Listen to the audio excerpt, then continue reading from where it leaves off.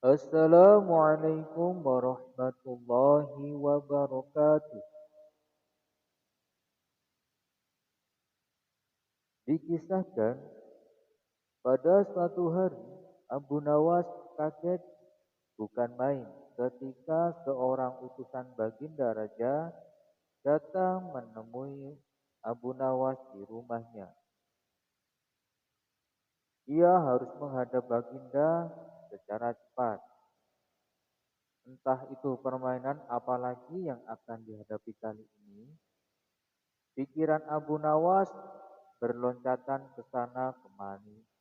Setelah tiba di istana, Baginda Raja menyambut Abu Nawas dengan sebuah senyuman. Akhir-akhir ini aku sering mendapat gangguan perut, kata tabib pribadiku. Aku kena serangan angin, kata Baginda Raja memulai pembicaraan. Ampun tuanku, apa yang bisa hamba lakukan hingga hamba dipanggil? Tanya Abu Nawas. Aku hanya menginginkan engkau menangkap angin dan memenjarakannya, kata Baginda. Abu Nawas hanya terdiam. Tak sepatah kata pun keluar dari mulutnya. Ia tidak memikirkan bagaimana cara menangkap angin nanti. Tetapi ia bingung bagaimana cara membuktikan bahwa yang ditangkap itu memang benar-benar angin. Karena tidak bisa dilihat, tidak ada benda yang lebih aneh daripada angin. Tidak seperti halnya air walaupun tidak berwarna, tetapi masih bisa dilihat, sedangkan angin tidak. Baginda hanya memberi Abu Nawas waktu tidak lebih dari 3 hari. Abu Nawas pun pulang, membawa pekerjaan rumah dari Baginda Raja. Namun Abu Nawas tidak begitu sedih, karena berpikir sudah merupakan bagian dari hidupnya, bahkan merupakan suatu kebutuhan.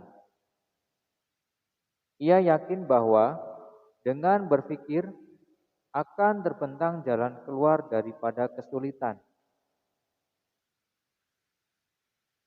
Dan dengan berpikir pula, ia yakin bisa menyumbangkan sesuatu kepada orang lain yang membutuhkan, terutama orang-orang miskin. Karena tidak jarang Abu Nawas menggondol sepundi penuh uang, hadiah dari Baginda Raja atas kecerdikannya. Akan tetapi sudah 2 hari ini Abu Nawas belum juga mendapatkan akal untuk menangkap angin, apalagi untuk memenjarakannya.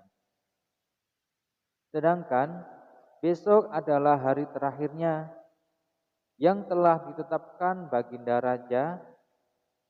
Abu Nawas pun hampir putus asa, dan Abu Nawas benar-benar tidak bisa tidur walaupun hanya sekejap. Apakah mungkin ini sudah menjadi takdir? Kali ini Abu Nawas harus menjalani hukuman karena gagal melaksanakan perintah Baginda. Ia berjalan gontai menuju sebuah istana. Di sela-sela perjalanan kepasrahannya kepada takdir, ia ingat sesuatu, yaitu Aladin dan lampu wasiatnya. Bukankah jin itu tidak terlihat? Abu Nawas bertanya kepada diri sendiri. Ia pun berjingkrak-girang dan segera berlari pulang. Sesampai di rumah, ia secepat mungkin menyiapkan segala sesuatunya kepada Baginda Raja untuk ditemuinya besok di istana.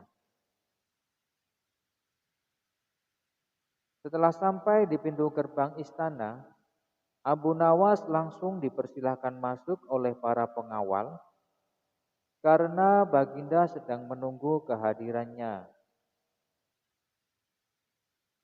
Dengan tidak sabar, Baginda langsung bertanya kepada Abu Nawas, "Sudahkah engkau berhasil memenjarakan angin itu, wahai Abu Nawas?" tanya Baginda. "Sudah, Paduka yang mulia," jawab Abu Nawas dengan muka berseri-seri sambil mengeluarkan botol yang sudah disumbat. Kemudian Abu Nawas menyerahkan botol itu. Baginda menimang-nimang botol itu. "Mana angin itu, Abu Nawas?" tanya Baginda. "Di dalam botol itu, Tuanku yang mulia," jawab Abu Nawas. "Mana, aku tak melihat apa-apa," kata Baginda Raja. "Ampun ya Tuanku, memang angin tak bisa dilihat. Akan tetapi, bila Paduka ingin tahu angin itu, tutup botol itu harus dibuka terlebih dahulu," kata Abu Nawas. Setelah tutup botol dibuka, Baginda mencium bau busuk, bau kentut yang begitu menyengat di hidungnya. "Bau apa ini, Abu Nawas?" tanya Baginda marah.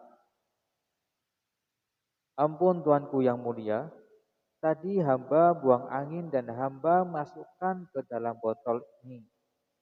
Karena hamba takut angin yang hamba buang itu keluar, maka hamba memenjarakannya dengan cara menyumbat botol ini," kata Abu Nawas yang penuh ketakutan. Tetapi Baginda tidak jadi marah, karena penjelasan Abu Nawas memang begitu masuk akal. "Hahaha, kau memang pintar Abu Nawas," pujian dari Baginda Raja. "Tapi jangan keburu tertawa dulu. Dengar dulu apa kata Abu Nawas." "Ya Baginda Raja." "Ya Abu Nawas," sahut Baginda, "hamba sebenarnya cukup pusing memikirkan cara melaksanakan tugas untuk memenjarakan angin ini," kata Abu Nawas yang mulai melancarkan aksinya. "Lalu apa maksudmu Abu Nawas?" tanya Baginda Raja. "Hamba minta ganti rugi," kata Abu Nawas. "Kau hendak memeras seorang raja?" kata Baginda Raja.